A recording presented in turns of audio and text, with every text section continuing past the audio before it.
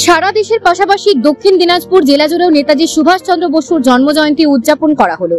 বৃহস্পতিবার সকালে বিজেপির জেলা কার্যালয়ে নেতাজি সুভাষচন্দ্র বসুর জন্মজয়ন্তী পালন করা হলো।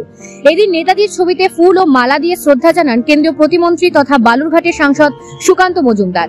এছাড়া উপস্থিত ছিলেন বিজেপি জেলা সভাপতি স্বরূপ চৌধুরী, জেলা সাধারণ সম্পাদক বাপি সরকার সহ অন্যান্য নেতৃত্বরা।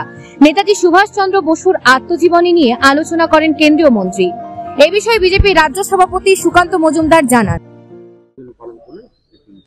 স্বাধীনতা উত্তর ভারতের প্রথম প্রধানমন্ত্রী নেতাজি সুভাষচন্দ্র বোস, অনেকেই বলেন, সেটা অনেকেই মনে করেন, কারণ তিনি স্বরাজ এবং আমাদের স্বাধীন দ্বীপ অর্থাৎ হ্যাভলক এবং নীল, এই দুই দ্বীপ সেই সময় ইংরেজদের কাছ থেকে দখল করে নিয়ে আন্দামানের প্রায় দখল নিয়ে নিয়েছিলেন এবং সেখানে ভারতের স্বাধীনতা ঘোষণা করেছিলেন।